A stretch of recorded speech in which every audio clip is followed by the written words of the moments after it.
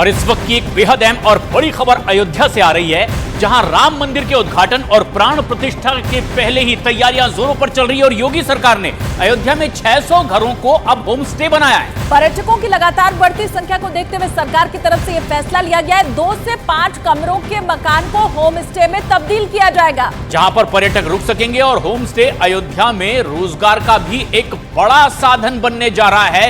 इस फैसले के बाद 22 जनवरी को पीएम मोदी समेत देश विदेश के तमाम वीवीआईपी मेहमान अयोध्या पहुंचने वाले हैं। भक्तों की भीड़ यहां पर आगे भी बढ़ेगी और राम मंदिर के उद्घाटन में शामिल होने के लिए लाखों लोग अयोध्या पहुंचने वाले हैं। और 600 घरों को अब होम स्टे बनाया जाएगा। और प्रधानमंत्री भी इस तरह की अपील पहले भी लोगों से करते रहे हैं कि अगर आप किसी पर्यटक स्थल या तीर्थ स्थल पर जाएं तो कोशिश करें कि बड़े बड़े होटल्स में रुकने की बजाय आप होम स्टे में रुकें, ताकि वहां के स्थानीय अवधारणा से आप परिचित हों, उन लोगों से आपका और कनेक्ट जुड़ सके। और हमारे सहयोगी रवि भी इस वक्त हमसे सीधे जुड़ रहे हैं। रवि, अब बड़ी बात यह है कि एक बड़ा फैसला जो प्रधानमंत्री पहले भी कहते रहे कि अगर किसी पर्यटक स्थल या धार्मिक स्थल पर जाएं, कोशिश करें कि बड़े होटल्स की बजाय होम स्टे में रुकें।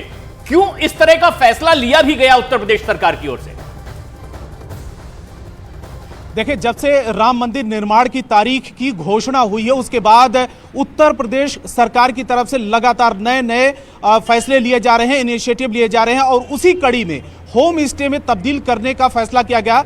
अयोध्या डेवलपमेंट अथॉरिटी के दफ्तर के ठीक सामने मैं इस समय खड़ा हूं और यहां पर न्यूज़ 18 इंडिया पर जो ब्रेकिंग आप देख रहे हैं, जिसमें 600 घरों को होम स्टे में तब्दील किया जा रहा है। इसमें से कुछ ऐसे एप्लीकेशन आए थे जिसमें कहीं न कहीं कुछ खामियां पाई गई थी, जिसकी वजह से अथॉरिटी ने उनको निरस्त किया। लेकिन अब होम स्टे के लिए एप्लीकेशन की भरमार है इस दफ्तर के अंदर, क्योंकि हर कोई यहां से एक आमदनी का भी जरिया बनाना चाहता है।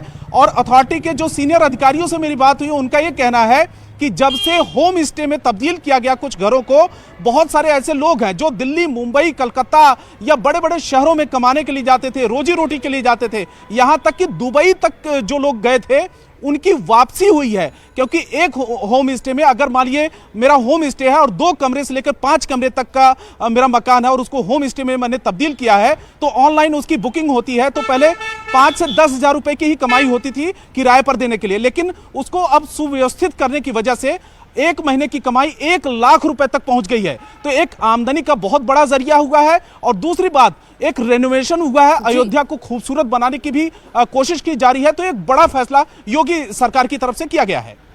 ठीक है रवि, लौटेंगे आपके पास हम। अयोध्या में राम मंदिर के प्राण प्रतिष्ठा समारोह से पहले राम मंदिर मॉडल की जबरदस्त डिमांड है। लकड़ी के बने मॉडल को खरीदने के लिए दुकानों पर लोगों की भारी भीड़ है। लोग राम मंदिर मॉडल को घरों में रखने के लिए या फिर अपने चहेतों को गिफ्ट देने के लिए खरीद रहे हैं। अयोध्या के बाजार में राम मंदिर के मॉडल की कीमत 100 रुपए से लेकर 11,000 रुपए के बीच है। सबसे महंगा मॉडल 3 फीट का है।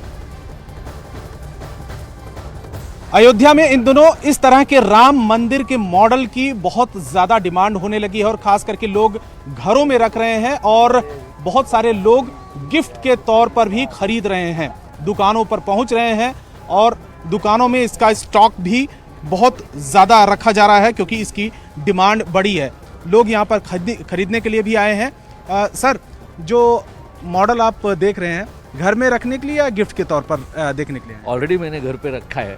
हाँ। और बस हमारे दोस्त लोग आने वाले हैं तो उनके लिए गिफ्ट के लिए भी ले रहे हैं। अच्छा, यस। कैसा मॉडल कैसा लगता है? बढ़िया, हुबहूब है। हाँ। और अच्छा लग रहा है और स्टिफनेस तो अच्छी है। अच्छा, मतलब ऐसा नहीं कि बाबा कुछ लेके टेम्पररी बना दिया है, ऐसा नहीं है। It's good.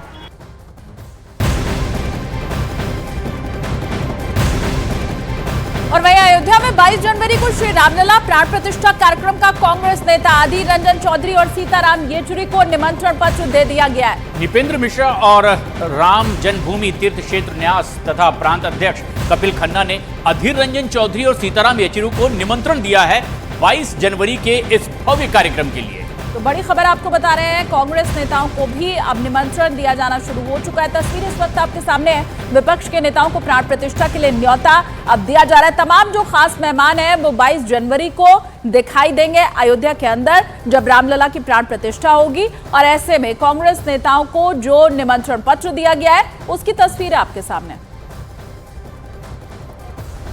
22 जनवरी को या उसके बाद अगर आप अयोध्या जाएंगे तो आपको एक नई अयोध्या नगरी देखने को मिलेगी। सुंदर, सुव्यवस्थित और सुसज्जित अयोध्या नगरी के लिए योगी सरकार दिन रात काम कर रही है। इसी कड़ी में अयोध्या में रामपथ से दुकानों को हटाकर एक शानदार कॉम्प्लेक्स में शिफ्ट किया गया है। दरअसल जन्मभूमि तक जाने के लिए रामपथ को चौड़ा किया गया है, जिससे यहाँ की सैकड़ों दुकानों को हटाया गया है। अब उन्हें अयोध्या रेलवे स्टेशन के पास शॉपिंग कॉम्प्लेक्स में शिफ्ट किया जा रहा है, जहां पार्किंग से लेकर कई तरह की सुविधाएं हैं।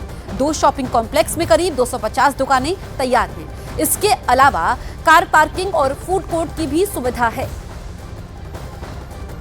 अयोध्या रेलवे स्टेशन और राम जन्मभूमि के बीच में एक शॉपिंग कॉम्प्लेक्स बनाया जा रहा है। ये शानदार शॉपिंग कॉम्प्लेक्स तैयार किया जा रहा है। अयोध्या डेवलपमेंट अथॉरिटी की तरफ से ये शॉपिंग कॉम्प्लेक्स तैयार किया जा रहा है। दिन रात इसमें काम चल रहा है और इस शॉपिंग कॉम्प्लेक्स के पीछे बनाने की वजह यह है कि एयरपोर्ट की तरफ से अगर आप जन्मभूमि की तरफ जाते हैं तो इस जगह पर मल्टी लेवल पार्किंग भी तैयार है और दुकानें हैं। दुकानें ये देखिए इस साइज की, जो टीवी स्क्रीन पर आपको इस समय इस दुकान की तस्वीर नज़र आ रही है, तो ये साइज है इस दुकान की और इसी तरीके की सेम साइज, एक ही साइज की दुकानें तैयार किए गए हैं। रामपथ के चौड़ीकरण की वजह से तमाम दुकानों को हटाना पड़ा प्रशासन को और उसकी वजह से उनको शिफ्ट यहां पर किया गया है। 214 दुकानें इस जगह पर तैयार की गई हैं। तो फिलहाल अयोध्या डेवलपमेंट अथॉरिटी के अधिकारी हैं, अनिल सिंह जी हैं, उनसे हम बात करते हैं कि इसके पीछे क्या रीजन है, कितनी दुकानें हैं और इस दौरान क्या क्या सुविधाएं होंगी। अनिल जी बताइए कि कितने दुकानें, थोड़ा सा इधर आ जाएं, कितनी दुकानें हैं इस शॉपिंग कॉम्प्लेक्स? इसमें 214 दुकानें हैं और 9 डॉर्मेट्री हैं। हाँ। और 1 फ्लोर पूरा फूड कोर्ट है। अच्छा। और इसमें आगे हम बढ़ते चलें दिखाते हुए जी। इसमें 75 कार पार्किंग है। हाँ। और 40 टू व्हीलर पार्किंग है। हाँ। और फूड कोर्ट पूरा 1 फ्लोर है। अच्छा। और भविष्य में इसमें रूफटॉप कैफे की भी आने की संभावना है। अच्छा।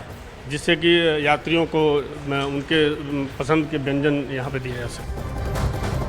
और अब बहुत कम वक्त बचा है, यानी सिर्फ 30 दिन बाकी हैं जब अयोध्या में रामलला भव्य मंदिर में स्थापित होंगे और मंदिर के स्वागत द्वार ऊपर से नीचे तक सोने से जड़े होंगे। पूरे देश को 22 जनवरी 2024 की तारीख का अब इंतजार है, क्योंकि बरसों बाद रामलला को अपना मंदिर मिलने जा रहा है और इसीलिए उनके स्वागत में रत्ती भर भी कोई कोर कसर नहीं छोड़ी जा रही है।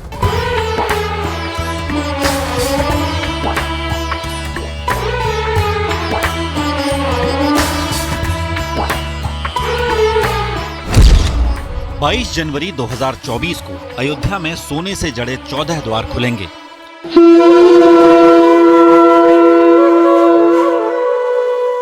सोने से सजे 14 द्वार स्वागत करेंगे और रामलला अपने मंदिर में विराजमान हो जाएंगे।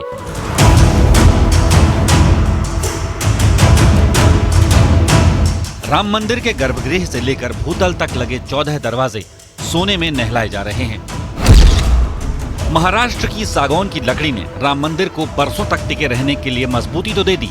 इन पर उकेरे गए हाथी, शंख, चक्र और गदा जैसे हिंदू संस्कृति के प्रतीक चिन्ह उनकी खूबसूरती बढ़ाते नजर आते हैं।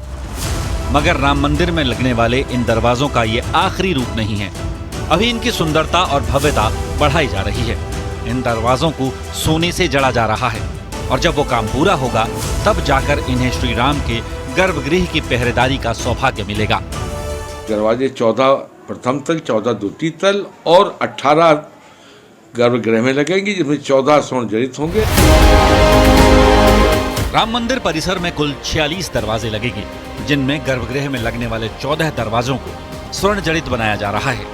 दिल्ली और गाजियाबाद के स्वर्णकारों को रामलला के स्वागत द्वारों को सोने से जड़ने का काम सौंपा गया है। अयोध्या का राम मंदिर हर मायने में खास होगा।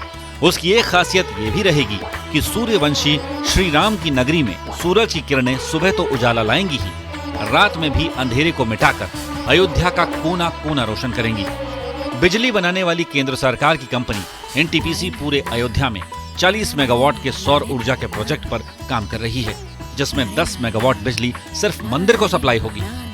हम लोग का ये प्रयास है कि मैक्सिमम सोलर लाइट का भी प्रयोग किया जाए और रिन्यूएबल एनर्जी से एक जो पर्यावरण फ्रेंडली भी है, इको फ्रेंडली भी है, उसको हम लोग उसको प्रमोट करें।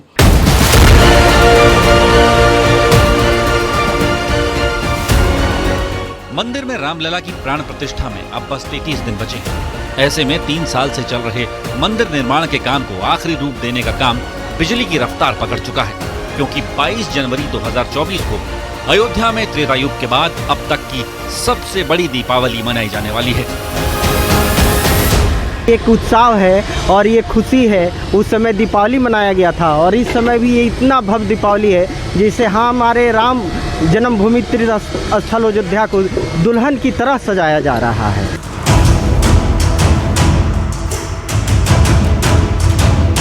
राम मंदिर में सिर्फ भव्यता का ही ध्यान नहीं रखा गया है, बल्कि वहां पहुंचने वाले श्रद्धालुओं की सुविधा पर भी जोर दिया गया है। इस वक्त मैं राम मंदिर पर जो भक्त जिस रास्ते से जाएंगे दर्शन करने, उस रास्ते पर खड़ा हूं और देखिए सरकार ने किस तरह से शेड बनाना शुरू कर दिया है और इस पूरे रास्ते को शेड से ढक दिया जाएगा ताकि धूप में, गर्मी में, बारिश में अगर लोग दर्शन करने जाते हैं तो उन्हें किसी तरह की समस्या न हो। पहले ऐसा होता था कि एक ही के पीछे एक लोग जाते थे, गर्मी और धूप से बचने का कोई उपाय नहीं था। प्रभु श्री राम स्वयं टेंट में थे उस वक्त।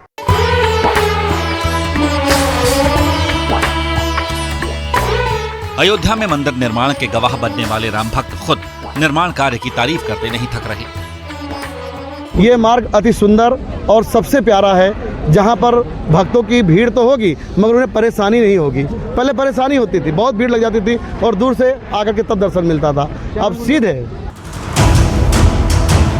राम मंदिर का एक बड़ा आकर्षण केंद्र परिसर में बनाया जा रहा जन्मभूमि पथ है। इस पथ के दोनों तरफ 45-45 यानी कुल 90 दीवारें बनाई जा रही हैं, जिनमें 14 फीट ऊंची दीवारें बनवाई जा रही हैं। इस जन्मभूमि पथ के दोनों ओर लगभग 1 किलोमीटर के क्षेत्रफल में पैनल लगाने का काम भी शुरू कर दिया गया है, जिसे 31 दिसंबर तक पूरा करने का लक्ष्य है।